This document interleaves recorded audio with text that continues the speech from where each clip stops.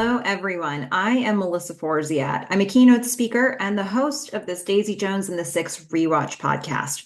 When I speak, my topic is something I call Take the Doughnut. It's another way to say carpe diem, and it's all about going after the things that you want in life. Now, something I wanted to do this year was rewatch the show Daisy Jones and the Six and talk about it with other people, with all of you. So I've been through the exercise of going through all of the episodes of the show and recapping them in deep dives. And I've been doing additional bonus content, interviews. And today I really wanted to do a topic that was close to my heart, a bonus topic that was close to my heart. I would love to compare Daisy Jones and the Six, mostly the show, with the movie Almost Famous, which I think has a ton of parallels. There's a lot of similar things to unpack about them, including, the fact that they're rooted in a very similar time period. Also, I will say Almost Famous is one of my favorite movies. I think, if I made a top 10 list of movies, I would have some spaces for some genre type films. But there are like four movies that come to mind that are just really strong movies outside of any specific genre. And Almost Famous is one of them that would always end up on my top 10 list. So I have been through my content, through different types of content. I've been trying whenever I can to reference some of my favorite movies, and I've been able to do that with some along the way. But this was a great place to talk about Almost Famous. So, of course, Daisy Jones and the Six, the book is by Taylor Jenkins Reid. And then we have, of course, the show that was adapted from that, which is, produced by Hello Sunshine, and it went on Amazon. And we've talked about that at length. We've got top actors such as Riley Keough and Sam Claflin and Timothy Olyphant, and we get Tom Wright, we get Suki Waterhouse, we got Josh Whitehouse, we get Sebastian Chacon, we get Will Harrison, Camilla Morone, Nabia B.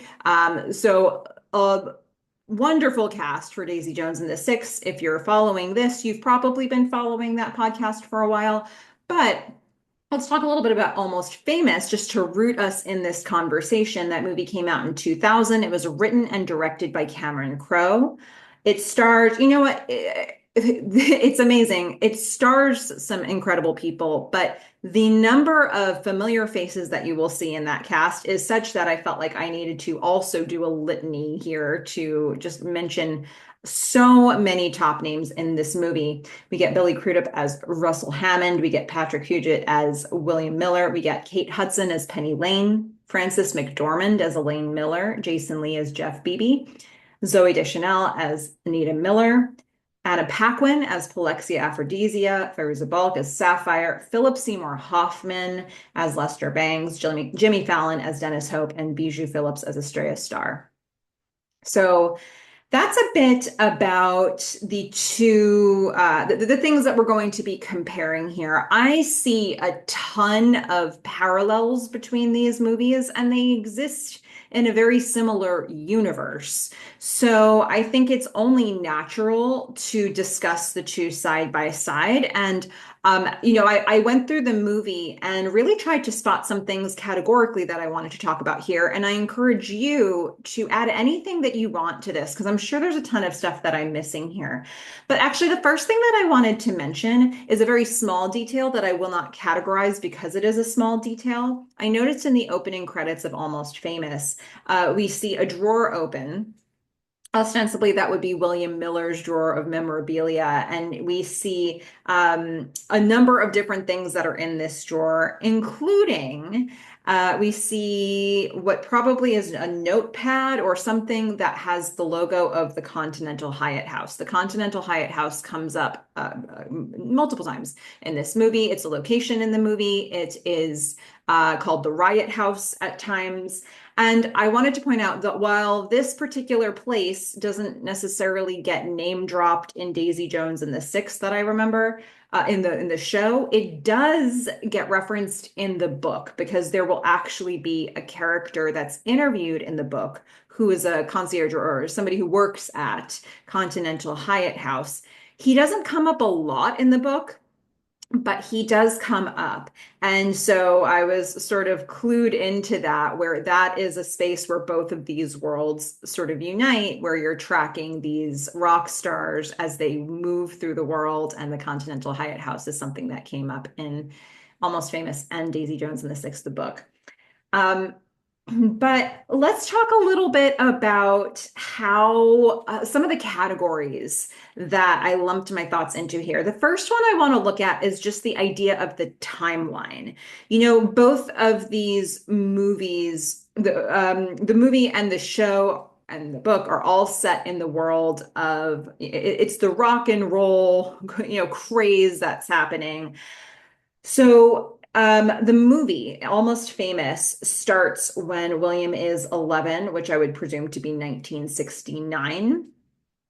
One of the clues that we're going to get, we're going to be able to reverse engineer that because of some lines that come up later. We're also going to see pretty early on that William's sister, Anita, is holding up a Simon and Garfunkel Bookends album, and that came out in 68. So I would say we're probably looking at 69 here. But most of the movie is set in 1973 when William is 15, which is a formative time for him and has, this is a formative experience for him.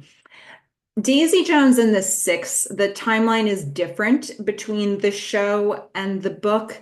And of course, Daisy Jones and the Six also has the structure of interviews that happen far into the future. In the book, the interviews happen in 2012. The show is more nebulous about the timeline it gives us, and also the characters appear to be younger and when they're being interviewed in the show than what we were supposed to be getting in the book. So the timeline of that is already a bit different. The show starts in 1961, I believe it is off the top of my head. I think the book is 1965, if I'm right about that. The show ends in 1977 when we look at the present day action, and the book actually ends in 1979. So both the book and the show go past the main action of Almost Famous by at least 4 years, 4 or 6 years, depending on which thing you're looking at. But having said that, both the movie and the show, both Almost Famous and Daisy Jones and the Six, give us a picture of our main characters when they were much younger. Primarily for Almost Famous, we're primarily looking at William Miller when he was young and his family. We don't necessarily see all the other characters from those early ages, but we do get rooted in what William Miller's looked like when he was 11 years old. The show of Daisy Jones and the Six also gives us a look at most of the main characters. We're going to get Daisy Jones for sure. We're going to get a look at two different ages for her progression. We're going to see the members of almost most of the members of the Six. We're going to see what it looked like for them when they were younger. And so we'll root it there. And then the show adds in some other folks. We're going to get, characters like Camilla, who comes in a little bit later. We're going to get, certainly management and business types. We're going to get the character of Karen, who gets added to the Dunn brothers later on. So we don't necessarily see a young version of her. But both Daisy Jones and the Six and Almost Famous give us this structure of giving us a little bit of a picture of some of the main characters when they were young, and then what it looked like when they got a bit older. Daisy Jones and the Six, the book doesn't necessarily feel like it puts as much focus on what the younger version of these characters looked like and how that influenced what came later. But it exists a little bit in both of those places. So in terms of timeline, there's certainly overlap here. And I would say Almost Famous concentrates its time in 1973, which is right smack in the middle of the story that Daisy Jones and the Six is telling us. Now, let's talk a little bit about Jonah, which Jonah Berg / William Miller. Okay, so it's a little hard to figure out how to talk about comparing these things together, but I like to think that one thing that could be happening here, even though we're maybe like a few years off from this working perfectly, is what if the story of William Miller is the actually just the growth of Jonah Berg. Not that I'm saying that Jonah Berg would be a pseudonym, not that I'm saying that he like develops an alter ego. But what if we live in a world where what we are seeing in Almost Famous as William Miller at the age of 15 is actually Jonah Berg as he's moving towards being the guy who's going to interview Daisy Jones in the Six. I think timing wise, it doesn't quite work. I think that maybe Jonah would be a few years too old to be the William Miller of Almost Famous. But I really like the idea that this is chronicling Jonah Berg's very first experience with Rolling Stone magazine, as we will see him later covering Daisy Jones and the Six for Rolling Stone magazine. This is a cover opportunity. Um, one of the things that has been discussed a bit with Jonah Berg, the character from Daisy Jones and the Six, who is fleshed out a bit differently in the book. Jonah Berg in the book of Daisy Jones and the Six actually does two articles for Rolling Stone magazine chronicling the band. The first one is highly complimentary of Daisy Jones, and actually sort of prompts the idea of adding her to the band in a more formal way. And then the second article that he does is the one where we get all the drama of, of Daisy and Billy sort of slamming each other in their respective articles, and one of those versions getting published. And in the show, we only get the one article and we get the most controversial version of it. But there has been a little bit of discussion about like Jonah Berg being such an unsavory character in the show, and is it realistic for him to be that way? And I've been maintaining that I totally think Jonah Berg behaving the way that he does is realistic. And if you're comparing Jonah Berg to the Jonah in the book versus the show, it may feel like they've taken a much more extreme, almost villainous look at this character. But when we go back to a movie like Almost Famous and we think about William Miller and the way that the band of Stillwater reacts to William Miller, you start to see that it makes a lot of sense for Jonah Berg to do whatever the show has him doing. Both because, okay, the band, his nickname from the very beginning from Stillwater is The Enemy. William Miller, they call him The Enemy. One line that comes up that I thought was well described in terms of the relationship between rock stars and the media that cover them. We hear, he looks harmless, but he does represent the magazine that trashed Layla, broke up Cream, ripped every album Led Zeppelin ever made. This little shit is the enemy. He writes what he sees. And this is at a point when the band has not yet seen anything that William Miller has written, because he's still just taking notes about things at this time. This is their impression of what media will do with whatever story Stillwater puts to them. And there is a line that comes up from Russell. Here I am telling secrets to the one guy you don't tell your secrets to. And that line in the movie will also be echoed again later from William back to Russell in the most beautiful way. And it has just like this little touching comedic drop to it there. But I think this idea that, Rolling Stone magazine's job was to get some coverage, and this was the type of coverage their readership was likely to be interested in, and they had a reputation for not, and even the character of Lester Bangs, which we'll talk about as we go through, as he's trying to teach young William about what it looks like to be a rock critic or a journalist, he's saying, the artists will want you to paint them as these just like, it's all about the art and the glowing praise of their music and their interpretation of the music, and Lester Bangs as a character is all about teaching William, no, you gotta be honest. got to say what's really happening. And so there is that tension between those things. But at the end of the day, like, do these white guys want to be on the cover of the Rolling Stone magazine? There's still cachet in that. So I really enjoy this idea that what if Jonah Berg is a slightly later version of William Miller? Um, it's maybe a few years off for him to actually be that, but this feels like Almost Famous tells Jonah Berg's origin story in a way. Now, I mentioned this theme a couple times here when I was talking about Jonah Berg versus William Miller.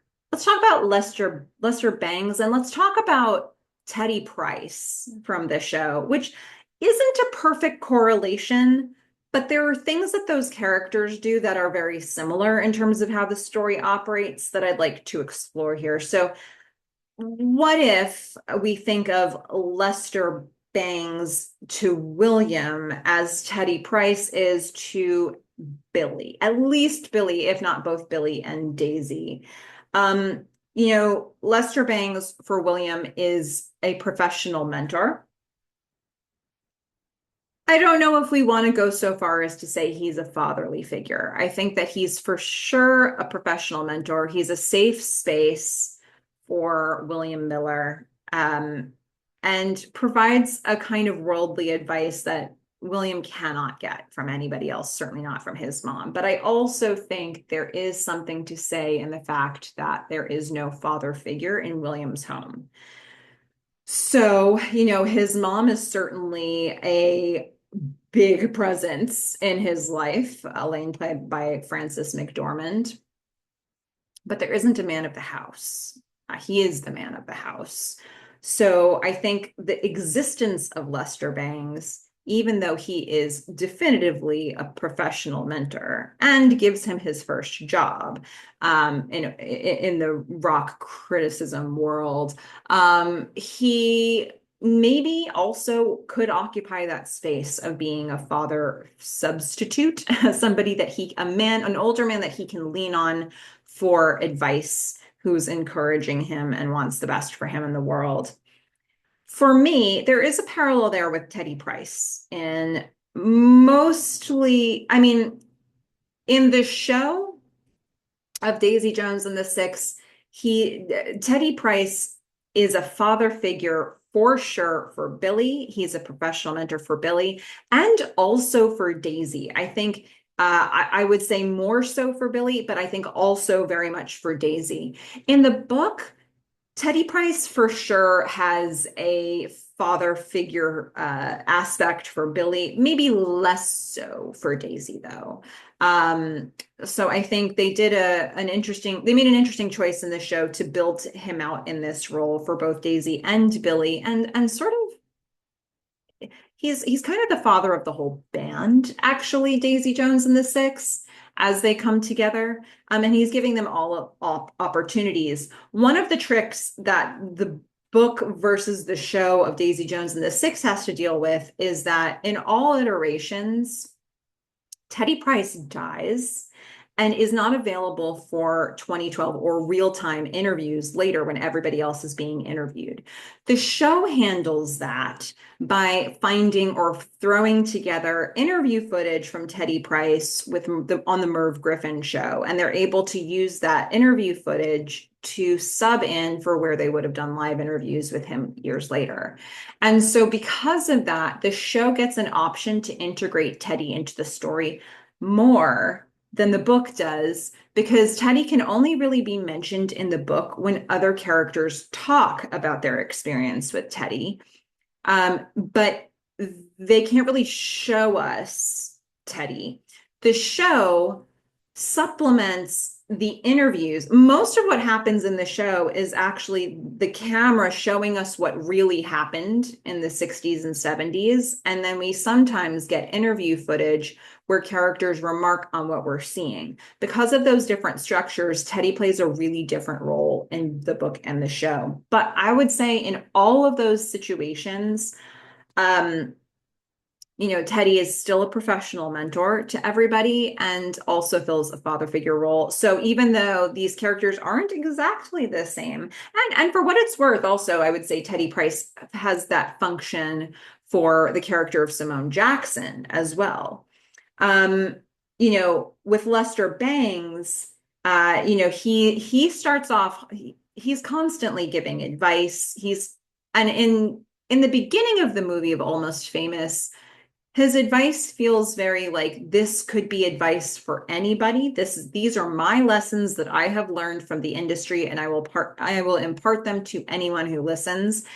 As the movie Almost Famous goes on, we see the relationship between William and Lester develop where William can tell him the situations he is encountering, and Lester can give advice that is a little bit more designed for William in those moments.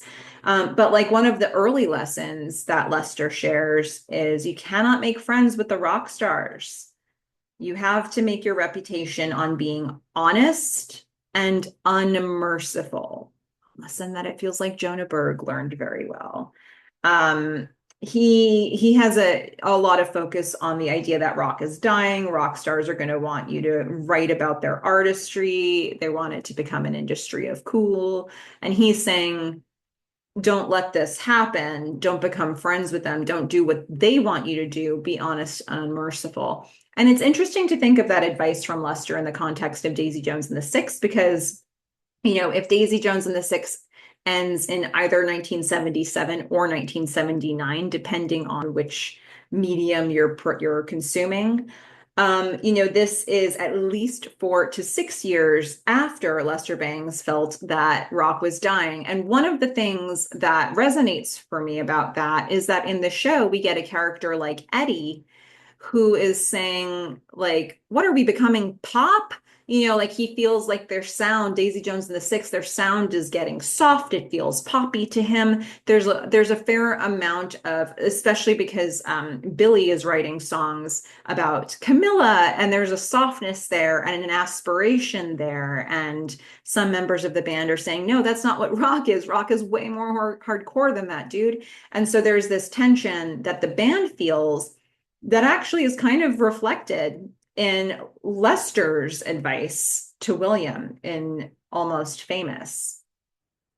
But Lester, just like Teddy Price, he's doling out professional opportunity. Lester gives William his first assignment to write 1,000 words on Black Sabbath.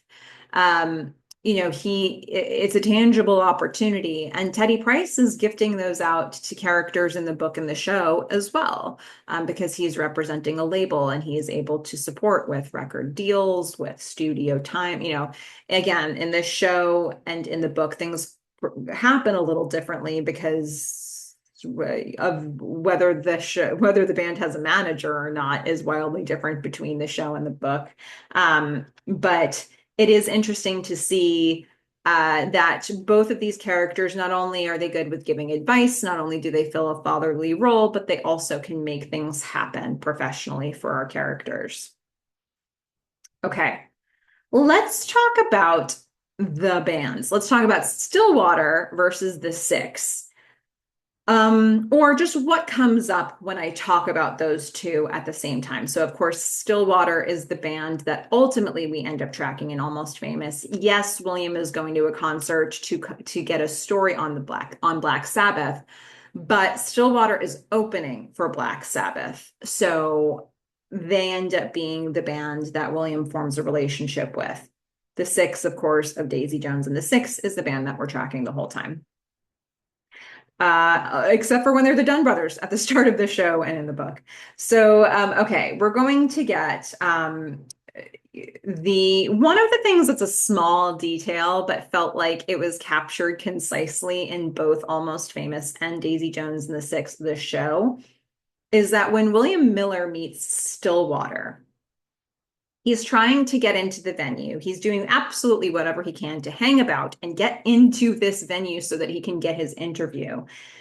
He finds Stillwater walking up. They get off of their bus. They're walking to the venue. They don't want to talk to him. He's the enemy. He doesn't even know not to say, like, he can't not say that he's with the media, right? And they're like, no, no, no, you're with the media. Nope, you're the enemy. But then he curries favor with them by showing he's actually a really big fan, and he speaks with great specificity on the compliments that he has on them as a band.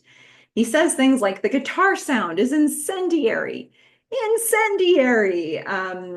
And this really reminded me of the moment in the show Daisy Jones and the Six, where we get some, Daisy and Billy are, at odds as they often are.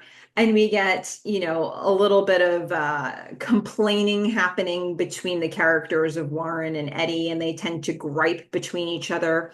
And Teddy knows enough to walk by them and say, Tweedledee, Tweedledee, Tweedledum, heartbeat of the track. And just that one compliment to them lights them back up. And they're like, yeah, thank you for that. So glad somebody noticed. It's really fun to see both Almost Famous and Daisy Jones and the Six, the show, have these moments where they're like, a little bit of compliment sandwich goes a long way. Just recognizing the band, the people who don't feel like they're getting as much recognition can go an awful long way. One of the things, another small detail that comes up between what we see from Stillwater and what we see from the Six, and we see again, especially in this show, this comes up a lot for the Six. We're going to get what the huddles look like. So we're going to see in Stillwater, they have a call out of the song Piggyback Ride.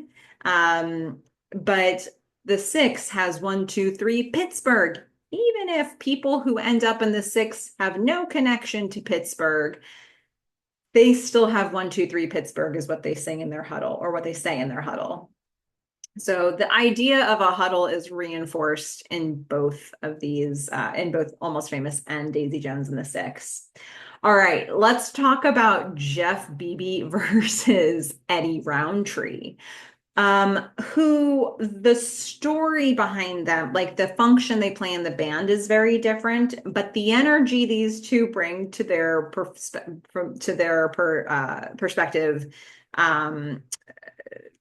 platforms, their perspective, the movie versus the show, they bring something that has a very similar energy, even though they have a different function. So Jeff Beebe is actually the lead singer of Stillwater, but feels and is overshadowed by Russell Hammond, who's the lead guitarist.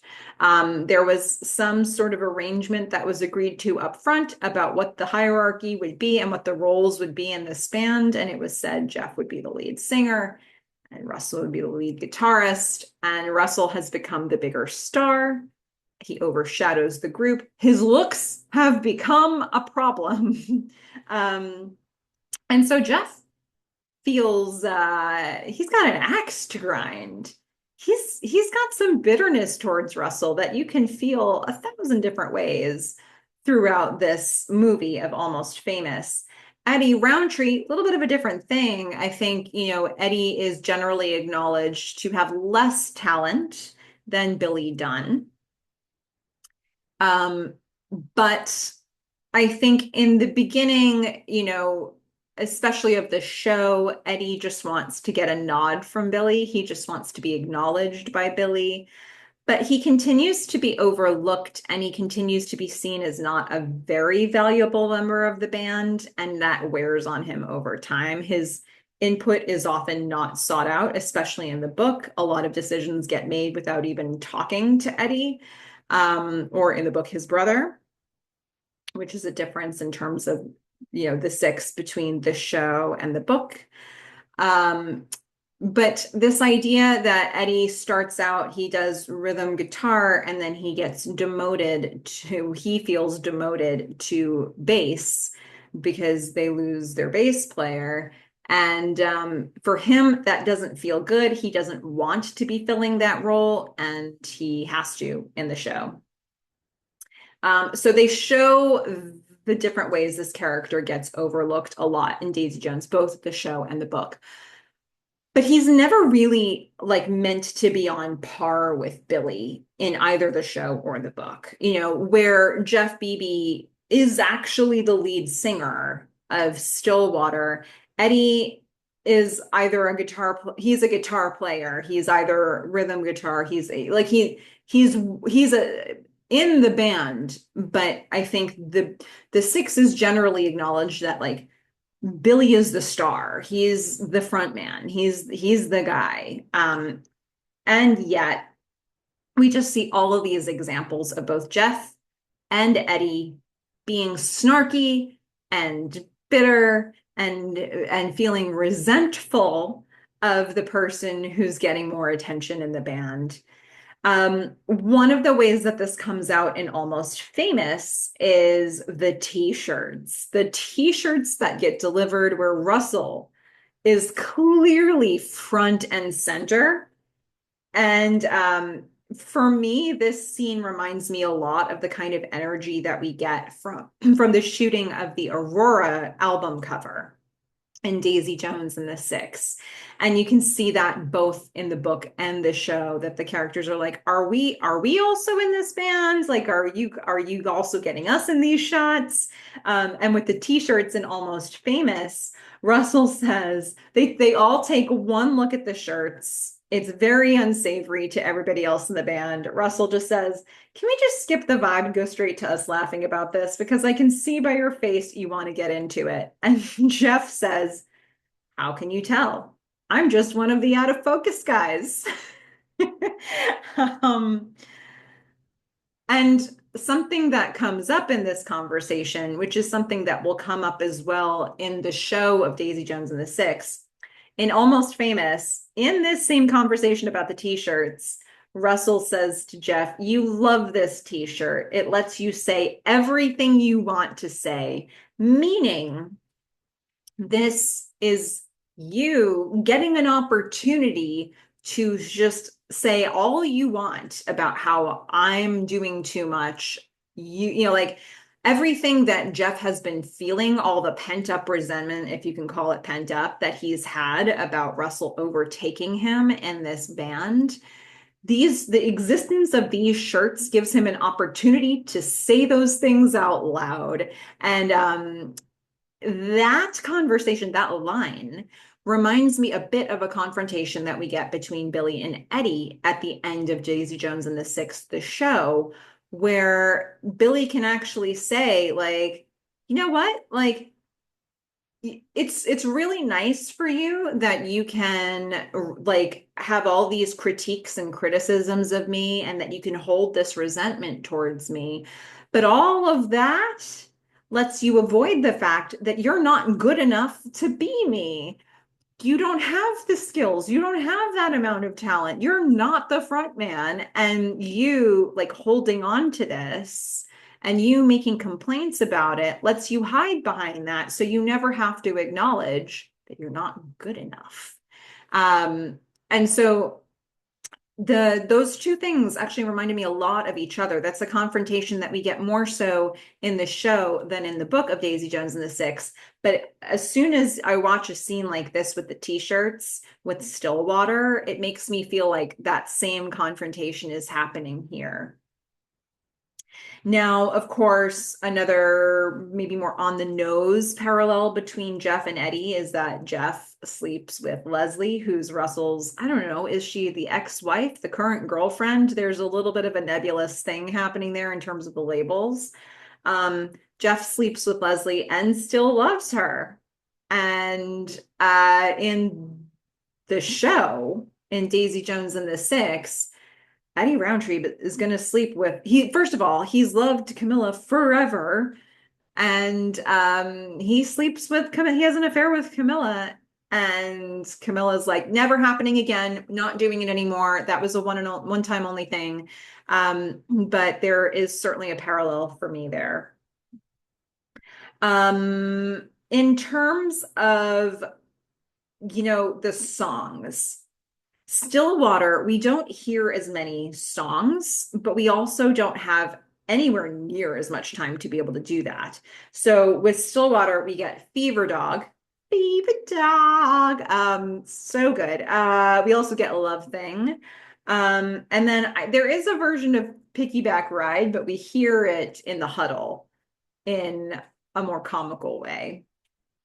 So, Stillwater, we get it's not just Fever Dog for them. We get a few different things, but we only have the runtime of the movie.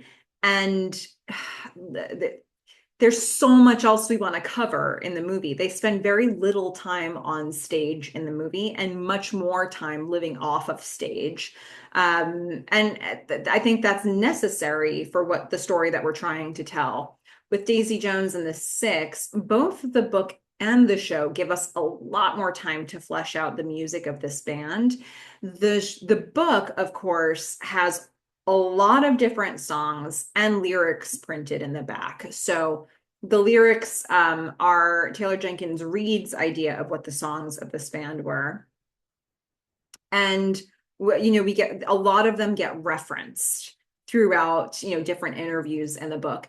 In the show, first of all, there's very little overlap with the songs. Every song is completely rewritten, but I think only maybe two of them have the same name. Like there's a song Aurora and a song Regret Me in both the book and the show, but they look nothing alike when you see the lyrics actually printed out.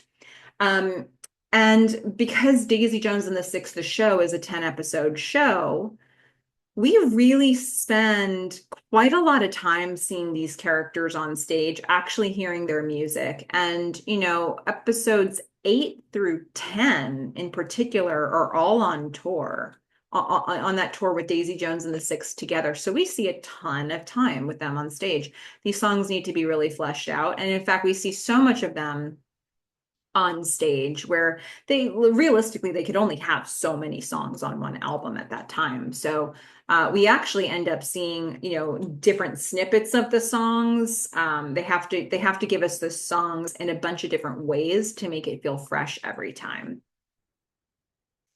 Okay, so one more thing I want to parallel here is Russell himself.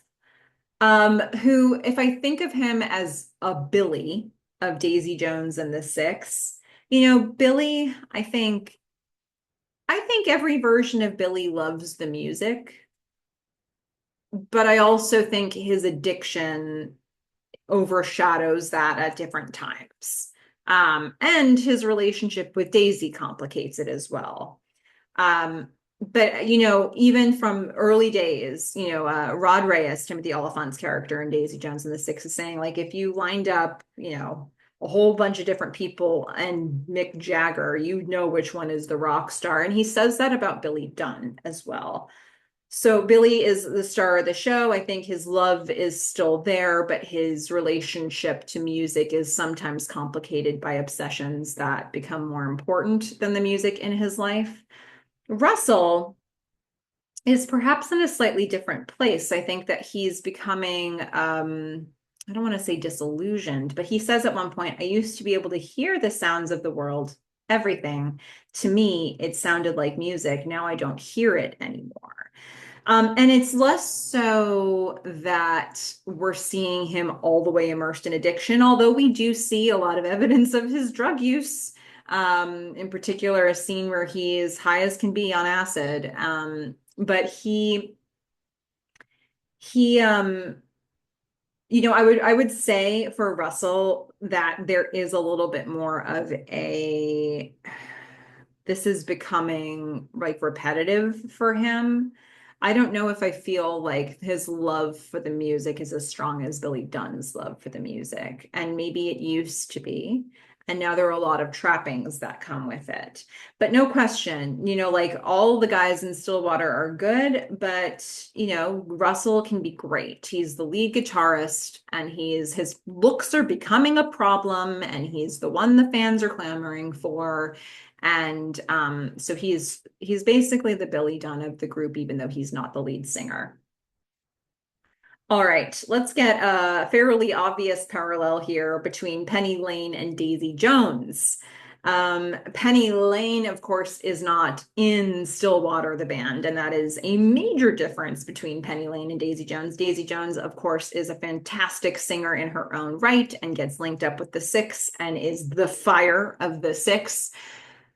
Penny Lane is not that, but I think Penny Lane has a vibe that feels very similar to Daisy Jones. She is the leader of the Band-Aids who refuse to be called groupies. They will not be called groupies, but she is a leader and she has and sets rules for her group in terms of how they will and will not engage. There's a language and a protocol that's created by her that the all of the band-aids very much respect. There is a philosophy about their approach to things. There's a love of music that feels actually very similar to Daisy Jones' love of music. And to be fair, Daisy Jones started as a person who gets into the venue the same exact way the Band-Aids do in Almost Famous.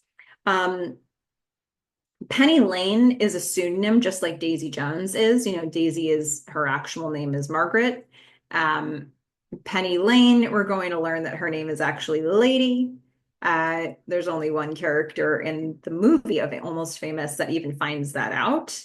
And in Daisy Jones and the Six, particularly the show, it's her mom that knows that that's her real name. And Daisy only chooses to tell Billy that what her real name is, and that's not her real name to begin with.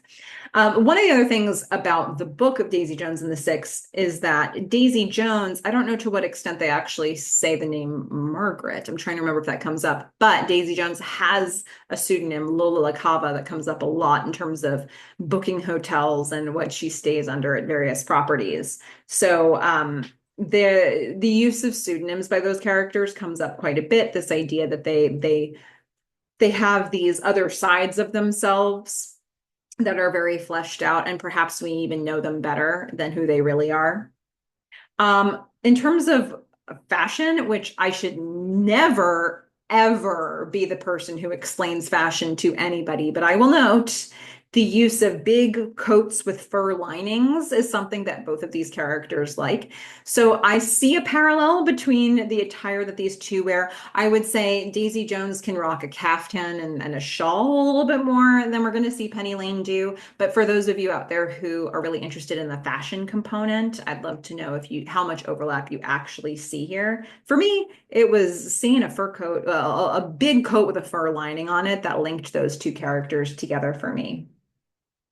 Also, I mean, I suppose this is another obvious connection, but the overdosing that happens, Almost Famous. I mean, Penny overdoses on Quaaludes in a hotel room in a moment of great depression. She's really at a low point, and William Miller finds her and saves her.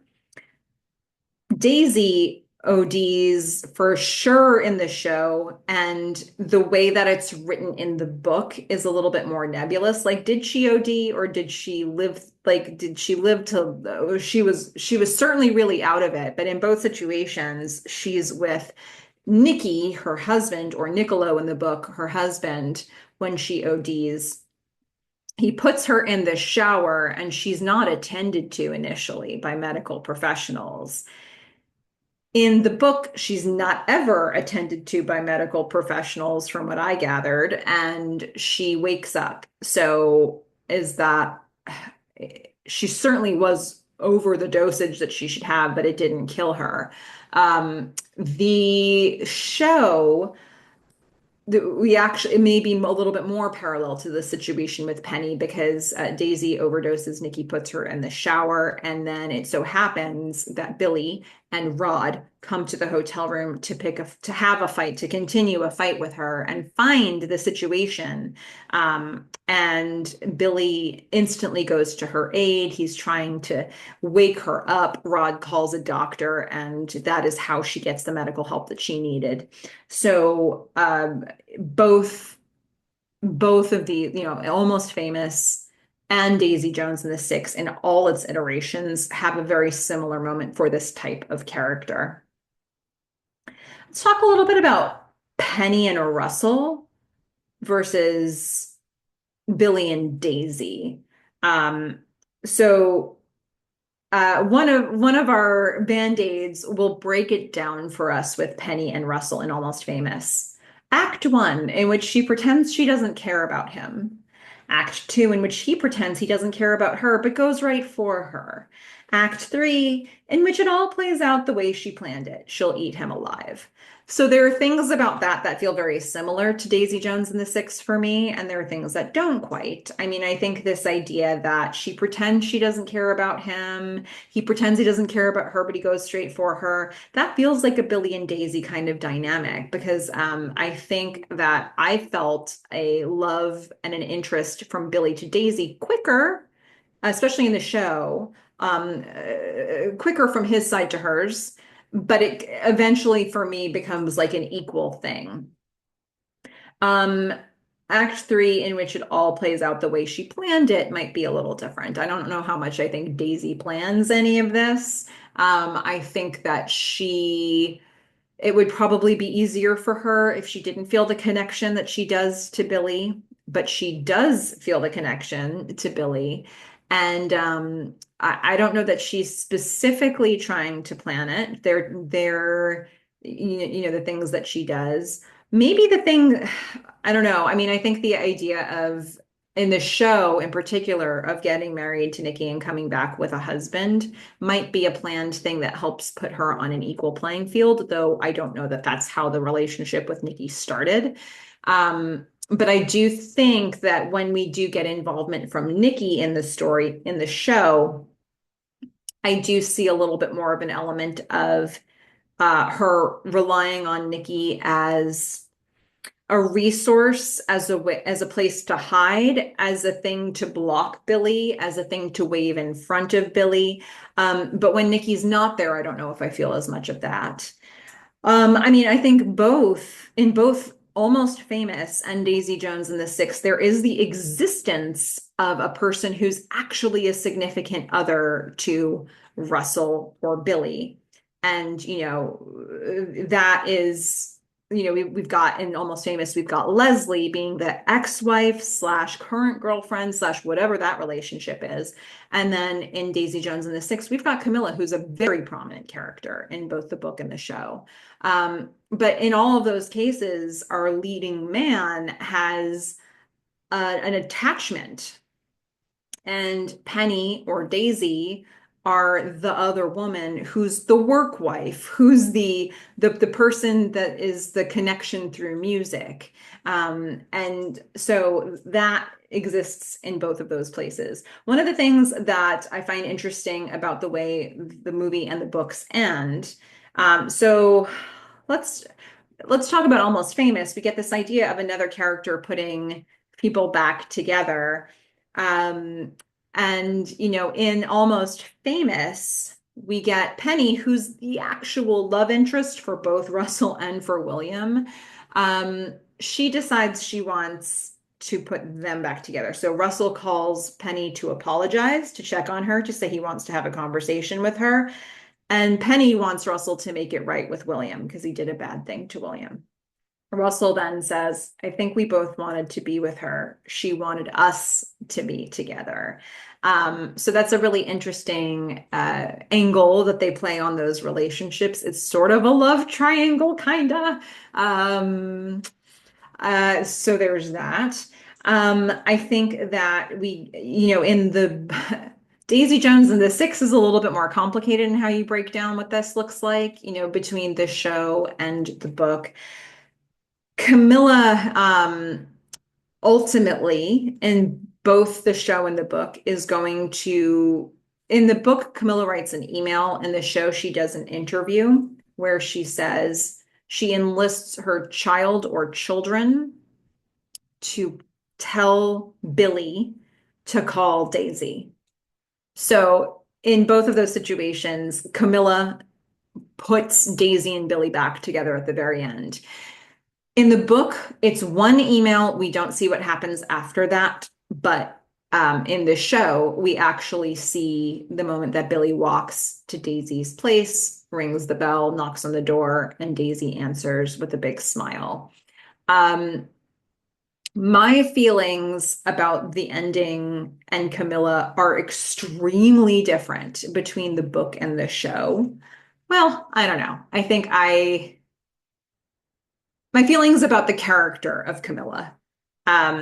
are different between the book and the show. So I encourage you to check out my differences between the book and the show version of this podcast, my episode of this podcast, so you can get my thoughts on that. We can talk about that more. But it's hard to classify in that way. I think we certainly have this like Penny saying, go be with each other kind of a thing. And we have Camilla doing that in the book and the show of Daisy Jones and the Six. Okay. Two other things I wanted to mention here. So I'm just going to have a small other details section. Um, a scene that felt like a scene you probably have to have if you're going to depict the rock world during the 70s. The pool party on drugs scene exists in both Almost Famous and in Daisy Jones and the Six.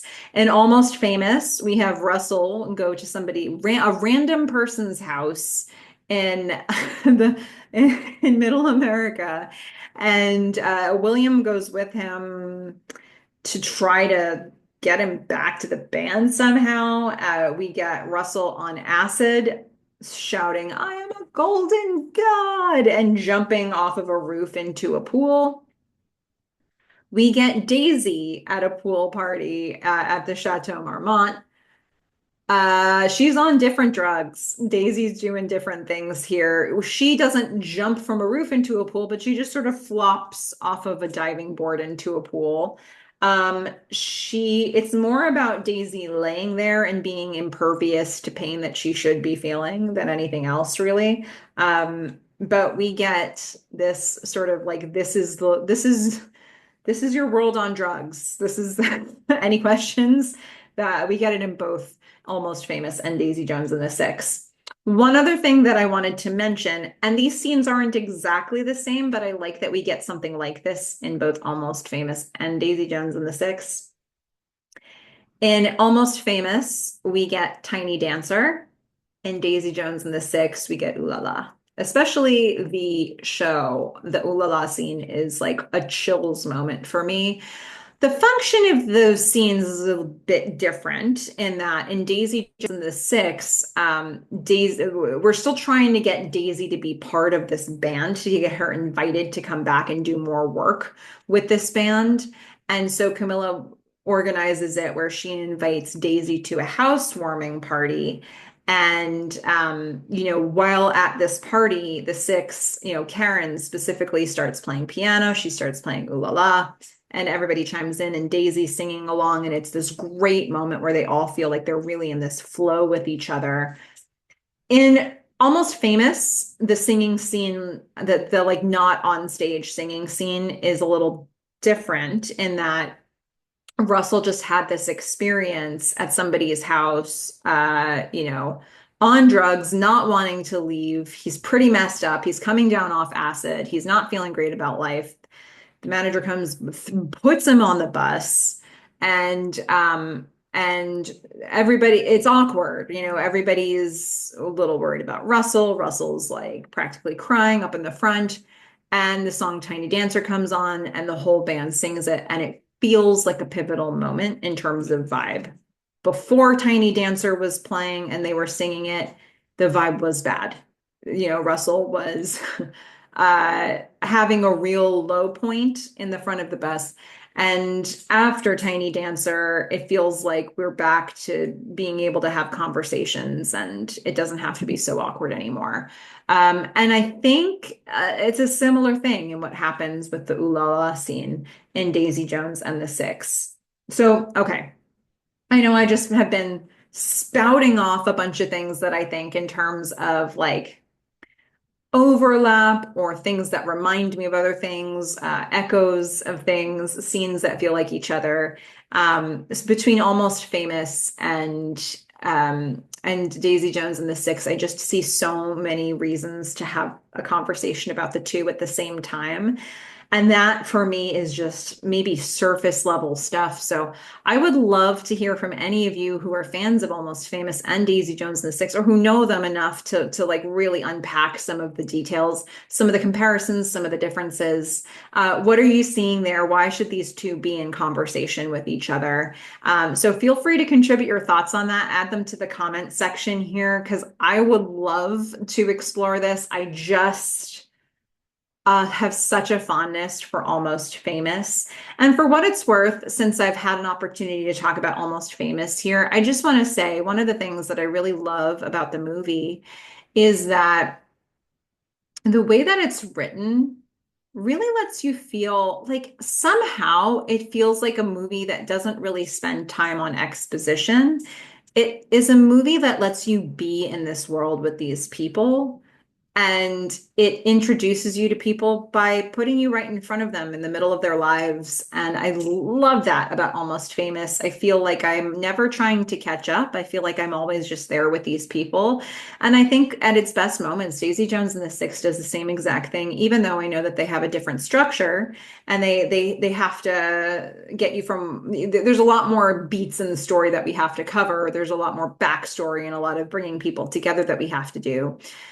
But I really enjoy that piece of Almost Famous. So I'm so glad that I had this opportunity to share my thoughts about the movie and about Almost Famous's relationship with the world of Daisy Jones and the Six. Feel free to add your thoughts and please go out there. Don't be the muse, be the somebody. Bye.